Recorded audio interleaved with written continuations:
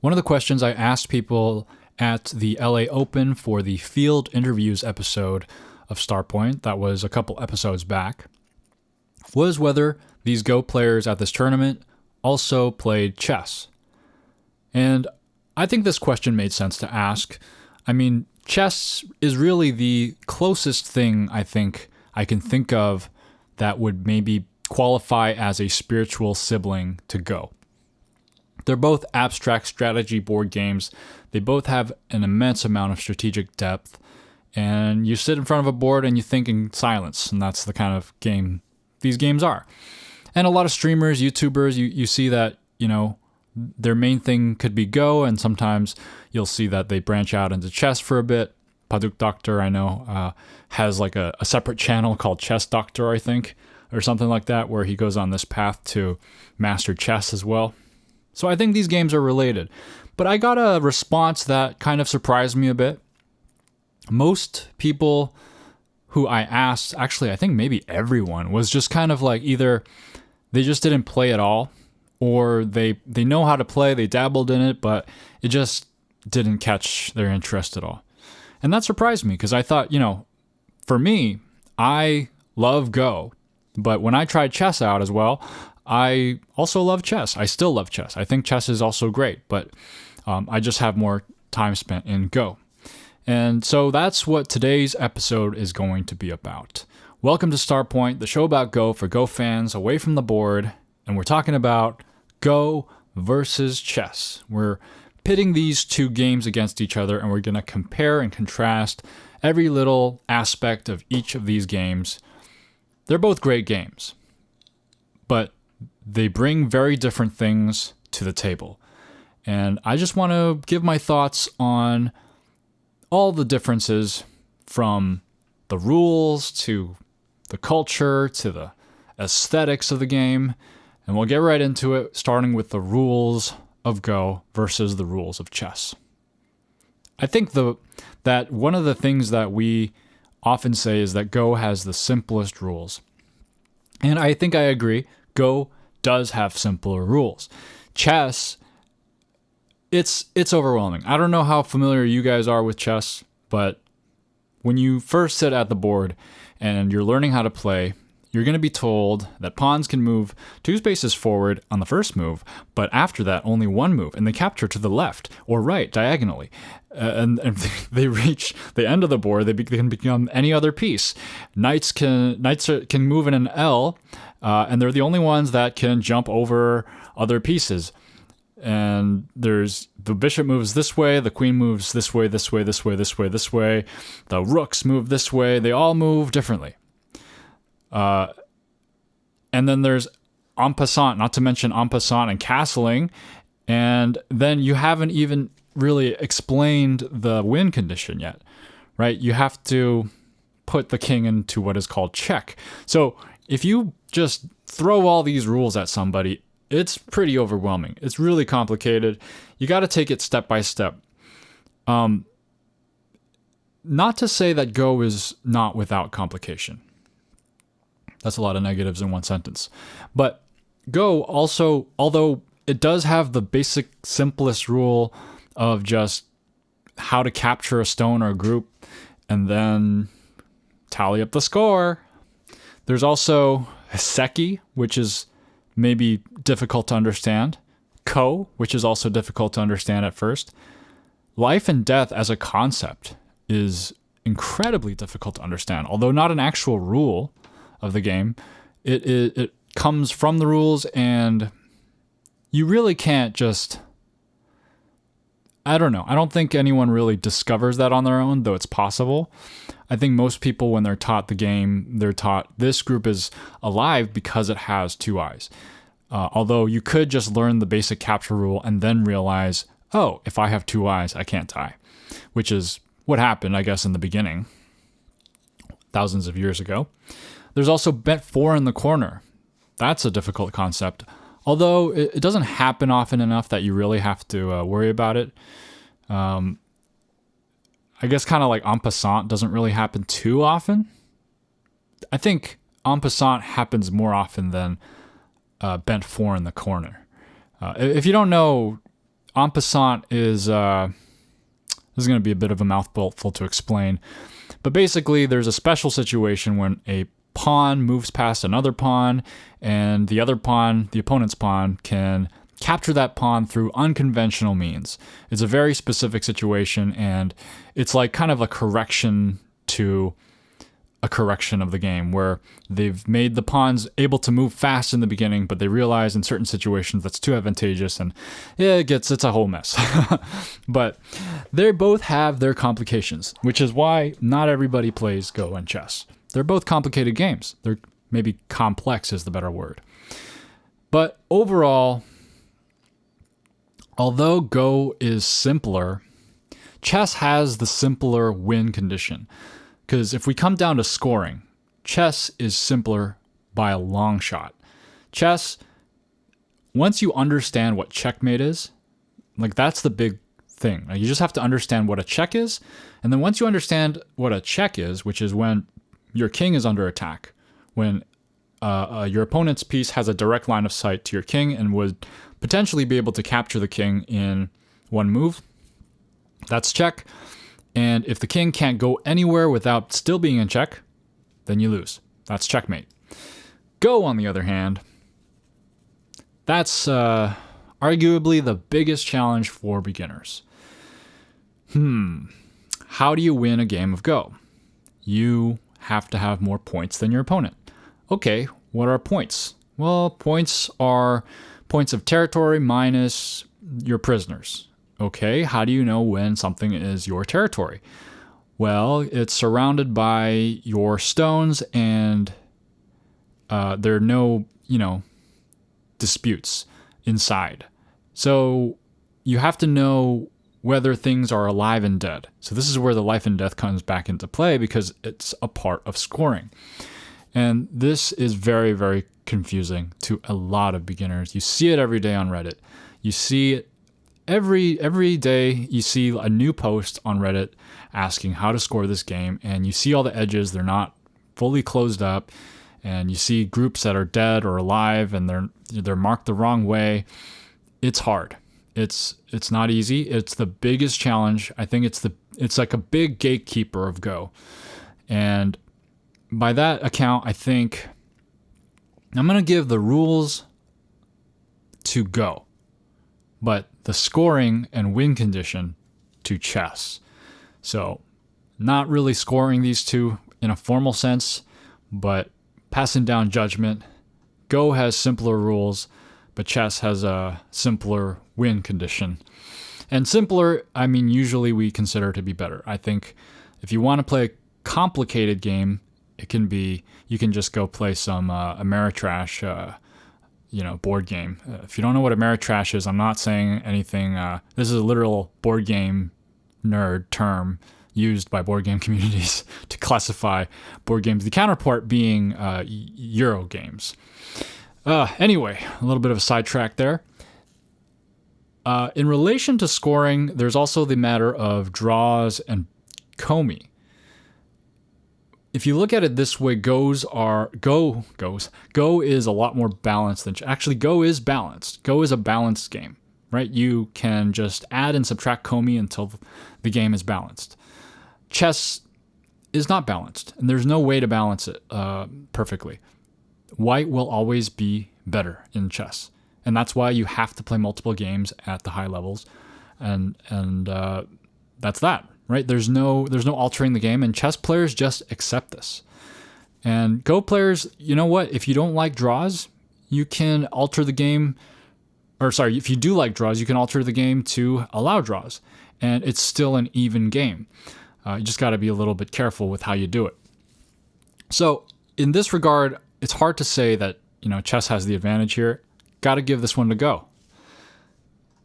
Next, game length. This one is huge. Because in today's world, time is so short, attention spans are so limited, and it really helps to have a game that you can play in just a few minutes. And I think you could play a decent game of chess in 10 minutes. It's not really going to be the deepest game ever, but it's really doable. And you can literally play, if you're really blitzing bulleting through a game of chess, you could probably play in like 3 minutes. Like a quick game. Shortest game of Go, honestly, it's hard for me to imagine playing a full 19 by 19 in less than 20 minutes, especially if you play through the end. If you don't resign and you play through all the moves all the way through the end, or at least, most of the board so that you kind of know who the winner is, it's hard for me to imagine spending less than 20 minutes on a game. The little bit of saving grace for Go here is that you can play on a 9x9, which you could probably finish faster than any game of chess. So there's that, but game length, there's this convenience to the amount of time you can spend on a chess game, and it's got to go to chess for this one. Portability. Now this can mean a couple things. Portability, let's talk about portable sets. So they're both relatively portable. You've seen those magnetic Go sets where they kind of close in half and then all the little Go pieces are inside. I also have a portable set which is a roll-up mat with the bags of stones on the inside, and it's also magnetic as well. It's not really that bad. Chess also, everyone's seen a portable chess set. The thing is though, I feel like you can't lose a piece in chess. Because if you lose a piece, you'll start using Lego pieces and Skittles to play with it.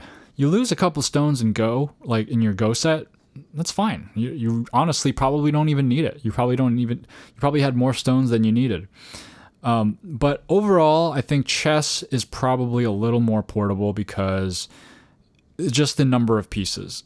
I think I have this like little pocketbook magnetic chess set, which is literally I can just put it in my pocket, has all the pieces, they're flat, and you can play like in the car next to your chess opponent, and it's super portable. And I think in that regard, I have to give this one to chess. And another mention for this category that chess also has an advantage on is the fact that you can see a whole chessboard very, very well and manipulate the pieces very well on a mobile phone screen. Go, I like to play correspondence mobile, but that's about it. There's no other, it's hard for me to say that I would ever play a serious live game on my phone when I'm playing Go. That misclick opportunity is too high. It's way too high. Chess, you have to actually even like press two spots, so it's like kind of almost designed to be played on a mobile device. This is a big one. This is a big upset for chess here, because that is a huge factor in getting something popular, is the ability to play something on your phone in a very casual way, because that's the era we live in. So portability and convenience factor goes to chess for sure, I think, here. Let's talk a little bit more about some subjective stuff. The aesthetics, the look and feel. Okay, I think that chess pieces are beautiful. I don't know what you think. Maybe there are probably a lot of different opinions out there on what you think of chess pieces. I think that there's a lot of history behind the design of chess pieces, and the standard Staunton set look, I think, looks great. It's awesome to hold in your hand. I love like big, solid, wooden, carved, beautiful chess pieces. I think they're great. And the chessboard looks beautiful. I think chess is a very, very beautiful game, and you know it because it's been featured in so many films just for the sheer beauty of the game. Go is also very beautiful. I think that it can look very cheap sometimes when you don't have the highest of quality pieces. I mean, the same thing could go for chess as well. But when you have a quality set for Go, there's this feeling that we get as Go players that I don't think other people understand when we look at a nice Go set. It just, and then having the board covered with the black and white, it's just always something I love to see. This one, I don't know if I can really give either side a winner. I'm going to give a slight edge. This may be a little controversial. This may be one of those hot takes. I'm going to give a slight edge to chess here. I'll come back to this. Okay, don't worry, Go players. I will come back to this and I'll make one more comment on this. Before that, I'm going to analyze the sound of the game. Now, this isn't something chess players would even think about. They wouldn't even think about this. They're like, oh, what are you talking about? Sound? What? Chess doesn't have a sound. Because they pad the bottoms of the pieces, and it's like, it's supposed to be a quiet game, I guess. Even in their online play, like the sounds that they have to use for sound effects, those are very, very unrealistic, right? You don't actually make those sounds when you capture a piece. There's just not much sound to the game at all. So pretty weak sound game for chess. But Go, on the other hand, oh, the sounds, the rattling of the stones, the smacking of the stones on the wooden board, even the boards themselves are carved underneath to create a better sound. This is a landslide win for Go. Circling back to the look and feel, I do want to make a comment here about the look and feel. This maybe not like the look and feel that you may be thinking of, but when I think of the look and feel, I'm also thinking of the various patterns that are splayed across the board, just in an aesthetic sense. And I think in this regard, this is where Go really shines, because the way the stones move on the board, even when you don't understand what's going on, even when you're not really playing and you're just watching someone else play, I think that is incredibly beautiful and hypnotizing, and something that I think Go definitely beats chess on. And so there's this little grace point for Go for look and feel, just for the movement of the pieces on the board in comparison to chess.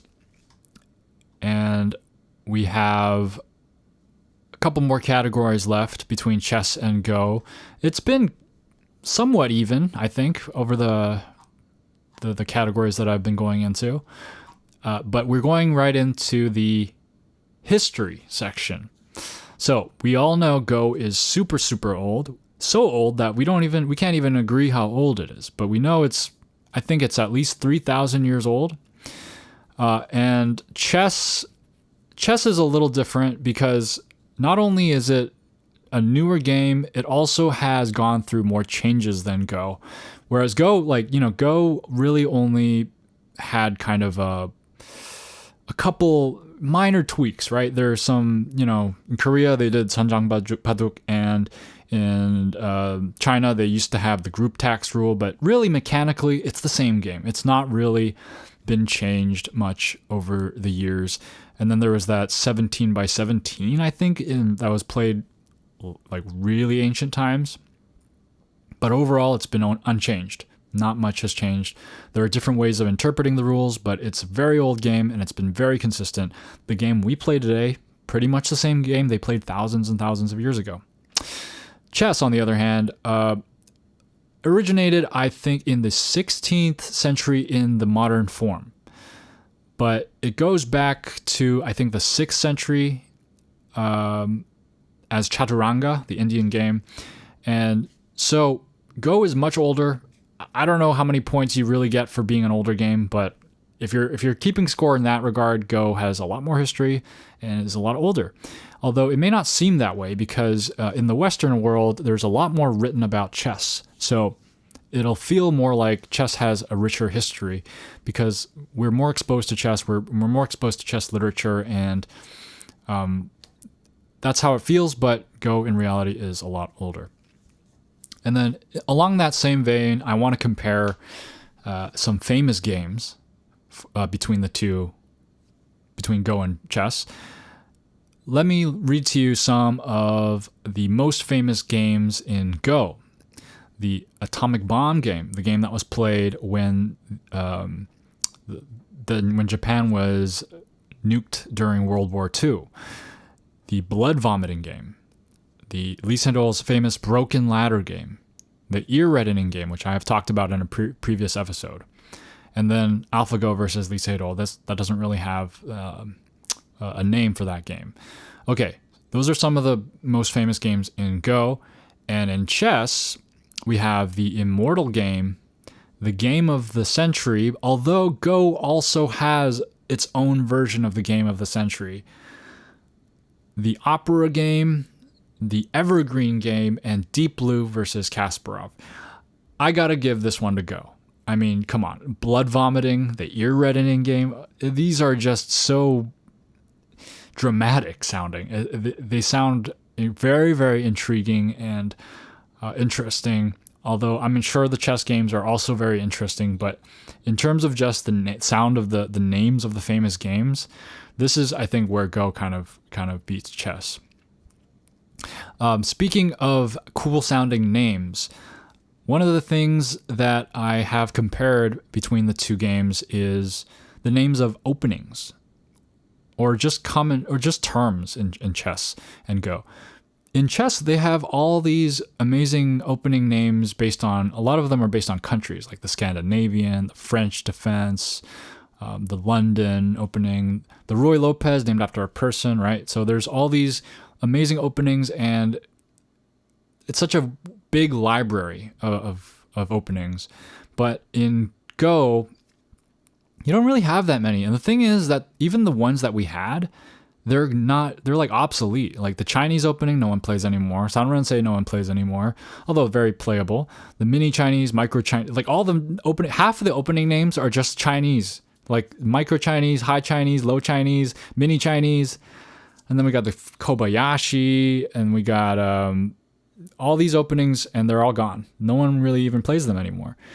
So that's why, I mean, in terms of opening names, you have to give it to, you got to give it to chess. But Go has another saving grace here, which is, I think, the terminology in Go is way more vivid and imaginative than chess. If you look at chess, you have things like zugzwang, you have like skewers, and what are some of the other ones? What's the opposite of skewer? A pin, right? You have these things. They're good, right? They're all right. They describe what happens. But then in Go, you have bamboo joints and monkey jumps, and I mean, you all know already how much I don't really like the term rabbity six, but that's, well, let's ignore that one. You've got dragons, right? You have the magic sword joseki. I mean, it's not like people really play that, but it's pretty cool. I think that we have something called the magic sword joseki. Snapbacks. I'm missing a whole bunch, but there are just a lot of creative ways of looking at the way stones move. We have like the raccoon dog drums his belly, which is a Tsuji type. The crane's nest. I mean, this is a landslide win for Go, I think. I don't think chess has nearly this many terms. It's because chess players are more focused on the pieces themselves, I think. The queen, right, and the bishop, right? Those are pretty cool. But stones are moving in very creative ways, and I think that one goes to Go. And the final factor here is the big downfall of Go. The popularity. This is a huge thing. Popularity of Go versus popularity of chess in the Western world, even in the Eastern, right? In Asia, chess is very, very popular.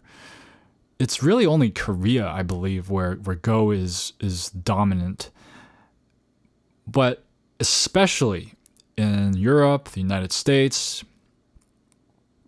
people don't even know what Go is. People have to like either look at an image and then think it's Othello and then be corrected, or they just, I don't know, or they're an anime lover and they've heard of it because of Hikaru no Go. Maybe because AlphaGo, there's a lot more recognition, and maybe we're still waiting on people to have spread the game from that and then have more popularity in Go. But chess is just so widely recognized. It's an international, truly international game, right? Go should be an international game, and it's trying to be an international game. It just doesn't have the right representation across the board. Chess is so ubiquitous. You go anywhere in the world, you show someone a chess piece, and they will know it's chess. Imagine going around the world showing someone a Go stone. Any Go player will say that's a Go stone. Everyone else will be like, "Ooh, what a pretty little marble," or something like that. Is that a piece of jewelry? So this is not just a bragging contest between the two in terms of popularity. This is a very, very important aspect of each game, because not having people to play with is really sad, and it's just something that we really need to work on in Go. And everybody's been saying it for the longest times, decades before I even was born, that we need to do more to make Go more popular. And that's definitely going to be a topic of a future episode. But being able to find clubs, I think, is huge. So that's why I'm always saying, like, go out to your clubs, although I don't go out to the clubs around me, although they are a bit far. Start clubs if you can, and gather and play Go as much as you can. I think this stuff is super important. It kind of discourages a lot of people when you play Go and you have to constantly explain to everybody what you do and they don't get it. Whereas if you play chess, everyone immediately understands what you're talking about. They may not be interested, but they at least can say, "Oh yeah, that's cool. I can see what kind of person you are because you play this game that involves a lot of thinking and strategy." Go is a very, very beautiful game. I think not enough people know about it. Not enough people have experienced the beauty of it. And there are many reasons for that, but this one is going to chess. And it's sad for me to say. But we can do a lot more to make Go more popular, I think. One of the first things I connected on with my girlfriend was that we both played chess. And I actually met her when I was in a very heavy chess phase, so it made sense for me to talk about it then. We played some games, but she had no hope of winning against me. I took away piece after piece. This is a handicap system in chess where you can take off some of your pieces before you play.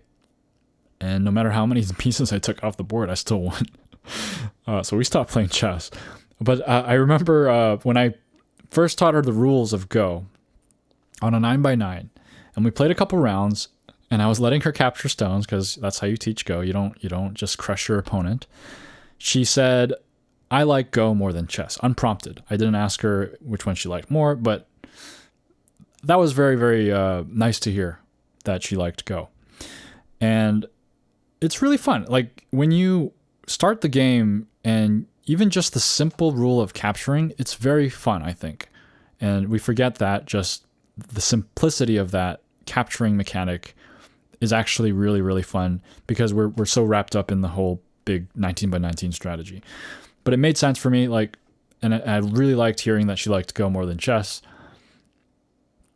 Later on, we were playing chess at a coffee shop because they had chess sets lying around, which is something you don't see for Go. You don't see Go sets in a coffee shop, or even like I would say that you would want to see them more at like a boba shop or something, because usually boba shop owners are more likely to be Asian and they may more likely know what Go is. But you don't really see that, and I don't know why. I saw a shogi set once, I think. Anyway, we were playing chess at this coffee shop, and then she said that she prefers chess. She changed her mind. I think it's because I gave her a glimmer of hope of winning in chess, but she didn't win. I beat her. And I want to change her mind. And so maybe I should just let her capture some more stones. I don't know. I'm trying to coax her to play some more Go. But it's a struggle. It's a very hard game, and it's I can see why it can be intimidating. Now, what did I do all this chess and Go comparison for? Well, I wanted to show you that Well, just for fun, just for, some kind of topic of conversation. But I used to think about this topic quite a bit. I don't think about it as much now, but back in the day, I would question and I would say, like, which game is more my style? Which game would I be better at if I committed to it? Which game do I like more on this account, that account? And after a certain point, I think I just realized that I prefer Go. Not for any external reason like, oh, Go is an older game. Go has way more possible moves and it's more complex. Go has cooler sounds when you smack the stones on the board. Nothing like that. I realized that I liked Go more than chess because of the gameplay. I think Go is fun. I think Go just has a very, very unique feeling to the game when you're playing, and it's just a wonderful experience. And that's why I like Go. It's as simple as that. I just really like the gameplay and I think it's really fun. I also love chess. I also really love chess. But over time, I've kind of come to learn myself like which game I prefer, and the answer is Go. Not because of all the cultural, historical, or extrinsic reasons, but because I just like the game itself. I like how it feels to play the game. And that's that. And it's time for the DDK Advice Corner now. And the tip of the day is to look out for nets. Even SDKs often miss nets. I don't know why. I miss nets all the time, I'm sure. If someone were to tell me where the nets I missed were, then I would be more aware of that. But if you don't know what a net is, learn what a net is, first of all. Not the place to learn here in the podcast where you can't see the stones. But learn what a net is and keep your eyes peeled. Keep an eye out for nets when you're playing the game. It's very easy to overlook. You're focused on a lot of other things. And so when you're thinking about whether a stone can be captured, whether it's your stone or your opponent's stone, consider the net and whether there is some kind of net there. And now it's time for some Go news. Apparently, there are 4 open AGA Board of Directors seats. And they're in play for Eastern, Western, Central, and at-large positions. All nominations must be received by June 15th this year, 2024. You can email nominations and questions to elections@usgo.org. So if you know anyone who might be suitable for the Board of Directors at the AGA, go ahead and email elections@usgo.org. Kim Do-yup wins the 52nd Prague Tournament Old Hunters Cup. He defeated Ali Jabarin and Andrei Kravitz, so congratulations to Kim Do-yup 7 Dan. This tournament was held in April 26th to 28th and had 169 players from 24 countries. And almost 70 of the participants were ranked 1 Dan or higher. There was an AGA meeting on April 28th, and there was an update on a bunch of stuff. Some of the notable things here. The membership of the AGA is holding steady at about 2,400 members across 140 chapters across the United States. I'm not probably on this number because I had a tournament pass, or maybe they counted tournaments to be generous. I don't know. But I am not currently an active AGA member. The AGA is also reviewing their rating process, which is, I don't know what they would be reviewing. Seems like the rating process is pretty robust, I think. If you look into the AGA's documentation for how ratings are calculated, it's really, really crazy intense. But I guess they're reviewing it. Edward Zhang, Alex Chi, and Ryan Lee are representing the AGA in upcoming world events. There was a Congress update. 363 people have registered for the upcoming Go Congress. And the board unanimously voted for Gurujit Khalsa to continue serving as president for the 2024-2026 term. They also discussed a concern that some of the strongest amateur players are not interested in becoming pros in North America because of various reasons, one being that some of them think that amateur events like the World Amateur Go Championships, are more enticing than becoming a pro, which that's definitely a problem. If you're turning down a pro position because you're more interested in competing as an amateur, I think there's something wrong there. So it's definitely a challenge for the AGA to solve. They also proposed a USA Go team. I'm not sure. I'm not sure what the purpose of that would be. What tournaments that they would go out to, but that would be cool. I think that's a very it's a fresh idea. But I think they need to kind of think about it some more. That'll do it for the AGA meeting updates. If you want to know more, you can read Jay Matson's article. I'll try to link that in the description. Thank you to Jay Matson for your coverage of the AGA meeting. Li Xuanhao won the M. Lily Cup, defeating Dang Yifei 3-1 in the final. This is Li Xuanhao's first world title, and he's the oldest world champion since Gu Li at 29 years of age, who won and Gu Li won the Chenlan Cup in 2015 at age 32. So since then, Li Xuanhao's win here at a world tournament at 29 years of age. Oldest first-time champion since Yubin won the LG Cup in 2000, aged 33. Shin Jin-seo won the Maxim Cup for the second consecutive time. Oh, this was I already covered this news, but I just thought this headline was funny when I tried to translate it. Shin Jin-seo wins South Korea's Maxim Cup for the second consecutive time and accepts awards from Westerners, saying he will become the incarnation of Go. And I tried to translate it in other ways, but there was really no other way to translate it than he will become the incarnation of Go, whatever that means. So good luck to Shin Jin-seo for that. And Shin Jin-seo also qualified for the quarterfinals of the GS Caltex Cup, which is a Korean domestic tournament, and it's somewhat notable because last year he did not qualify. But he did qualify this time when he was asked about his preparations for this current season after his regrettable elimination last year. He replied that there was a mistake last year and I thought I might lose today because of a mistake again. Since I won today, I will prepare well from now on. The GS Caltex Cup is always a competition that I prepare hard for, so I will achieve good results. He always answers his questions this way. I'm not sure how he comes off in Korean, but he's always like, I will work hard and I will win.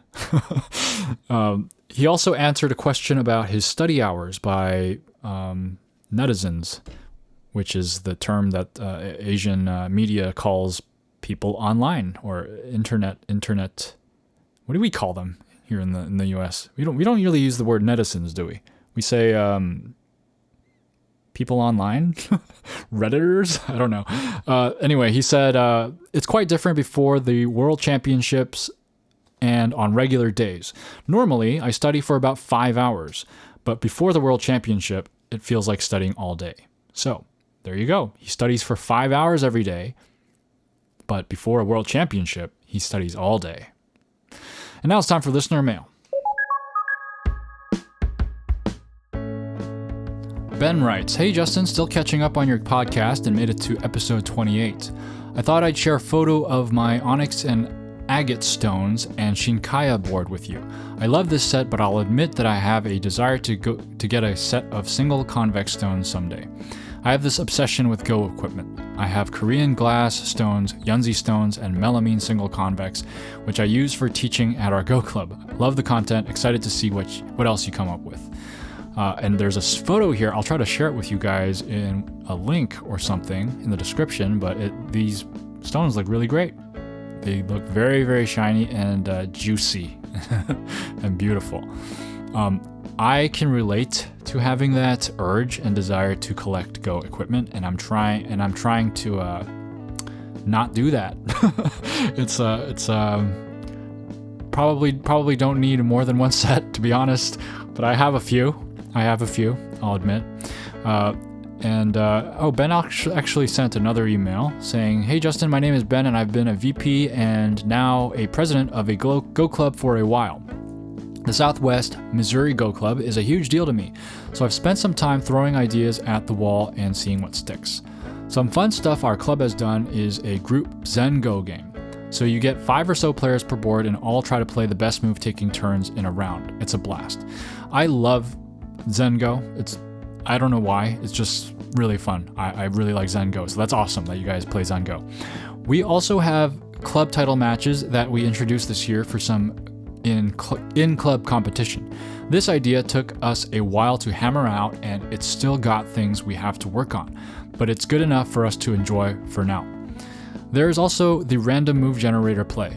You and your opponent each draw 3 random moves you each have to play as the first 3 moves of the game, or whatever order you choose, but it has to be those moves.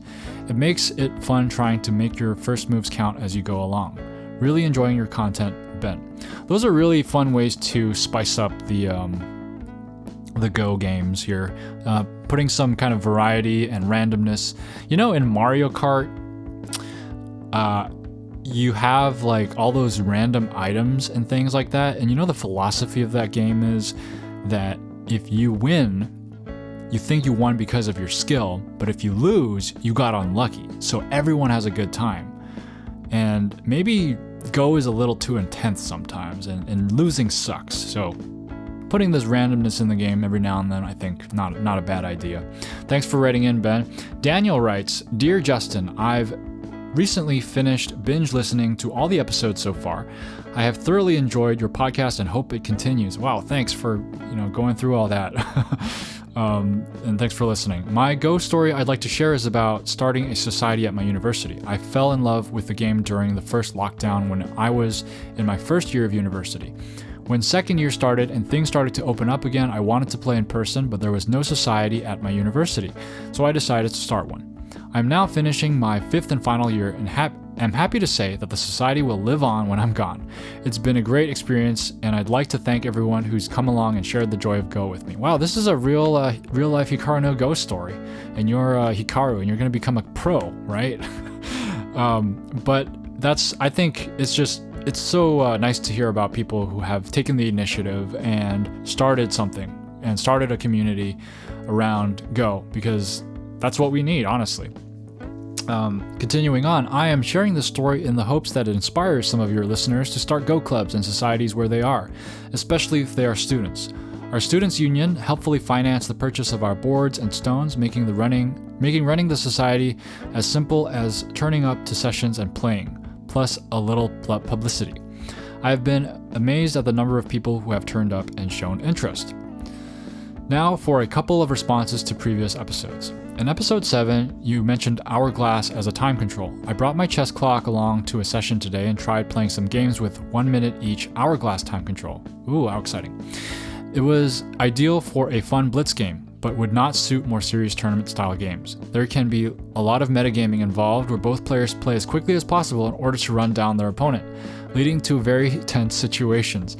I recommend that people try it. Hey, that does sound like a fun side game. Definitely not a tournament-worthy time control system, but it does sound kind of fun to add that little spin to the game. So I definitely want to try that sometime.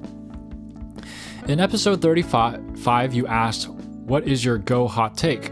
I think that attacking is a very misleading term. It took me a while to come around to the idea that the intent behind attacking is not to kill, but to profit elsewhere in the process of harassing a weak group. I prefer the term pressuring to describe this situation, as it doesn't have the confusing connotations. All the best, Daniel 3K from the UK. P.S. As this email is fairly long, I wouldn't mind if you decide to split it. Too late. I read the whole thing. Thanks for writing in. I think that attacking can be misleading, though sometimes I let my inner demon out and I do attack, and I'm just trying to kill the thing. I'm not trying to profit, which is not good for my Go game, but it is fun to do every now and then.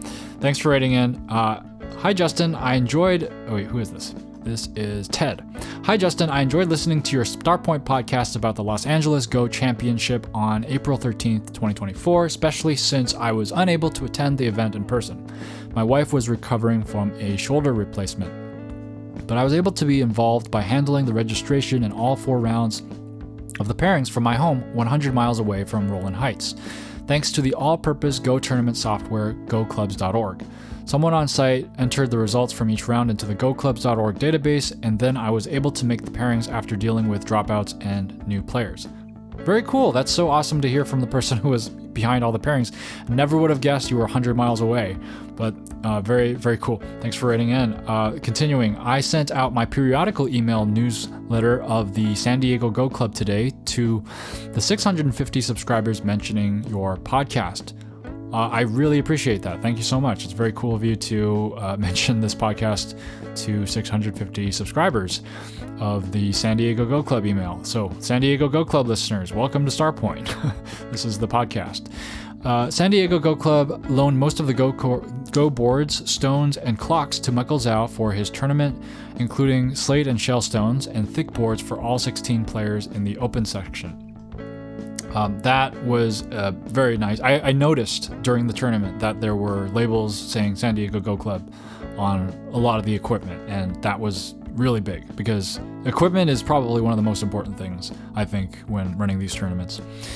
Continuing on, a couple of points. Number 1, by AGA rules, points involved in a Seki count. I was once a tournament director for a Congress tournament. The game depended on if the Seki points counted. I did not know the rule at the time, so I was able to talk to Terry Benson, the head of the AGA Rules Committee, to get the correct answer. Yes. Now, okay, so I need a little clarification here on this. Maybe people can help answer. But points involved in a Seki, that could mean a couple things. If maybe there's a Seki with some, like, territorial points, but in the Seki that I experienced, there was no territory involved, unless you're saying that stone counts, because we were using Japanese counting, so I wasn't sure if there's any. I don't think there's any points in that, so I might need some. I'm a little confused here, so I might need some clarification on that. Number 2, there is an AGA rules that says that one can pause the clock to take off captured stones if the number is greater than X, where I think X is 5. I will have to check with Terry again. Well, that's a very reasonable rule. I'm glad we have that rule. Although I think people during tournaments, at least the ones I've been to, are a lot more casual about it. And I don't know if I could probably just, pause the clock and be like, yo, this is an actual rule, by the way. But it's good to know. It's definitely good to know. I definitely haven't had to use that rule, but I'm sure one day I will be happy to know that rule. Wrapping up with Ted's email, I do not even remember who sent me your podcast. Now I have subscribed. Now, if I can only get you to mention on your next podcast the 13th annual San Diego Go Championship over Memorial Day weekend at the San Diego Chess Club in Balboa Park. Full information and registration is at goclubs.org. Ted. I will not mention the 13th annual San Diego Go Championship over Memorial Day weekend at the San Diego Chess Club in Balboa Park, not without a sponsorship fee. So, unfortunately for you, people are going to have to find that out on their own. All jokes, thanks for writing in, Ted. Goran writes in, the Dan level kids who learned in an after-school program stuck with me the most. Very impressive. Also, nice coverage, Justin, and congrats on your 3rd place. Well, thank you very much. This is in regards to the field interviews episode, and I also thought that the interview with the kids was very, very memorable. For the love of coffee, writes, these rule. Thank you. Well, thank you. Ake607 writes, being 6-down AGA at the age of 11 is astonishing. I really hope to see him at a major competition like INCUP or LG Cup. Thanks for writing in, Ake. I also think it's very impressive. I'm very excited to see him, see where his future is in the AGA. I'd love to see him go pro, and that'll be pretty cool. That was Evan Tang, by the way, if anyone wants to remember that name. Abandonment writes, the interview with the 11-year-old kids made me imagine how many strong American players could be discovered if there were as many after-school similar programs as there are for chess in the U.S. 100% agree, Abandonment. Yes, we really, I don't know what we can do to do this, but basically, the more people we are passionate about Go, the more likely they're going to be in positions where they can promote the game, like start an after-school program, for example. Maybe there's something that you listeners can do. But now it's time for the question of the week, and the question of the week is, do you play chess, and what do you think about chess in comparison to Go? Let me know your thoughts, or if you agreed with the stuff I said. If you have an answer to that question, or you want to share your thoughts, or you have a completely unrelated story related to Go that you want to share, you can comment on YouTube or the Reddit post for this episode, or you can email me directly at starpointpaduk@gmail.com. That's starpointbaduk@gmail.com. If you're a YouTube listener, I would greatly appreciate a like and subscribe, and if you're a podcast listener, reviews and ratings also help. Special thank you to Chris M. and Jeffrey H. for supporting Starpoint. And I think one reason Go should be more popular in America is because it really does embody what we believe about our inalienable rights, as famously quoted by Thomas Jefferson: life, liberty, and the pursuit of happiness. That sounds a lot like Go to me. Thanks for listening. Keep playing Go.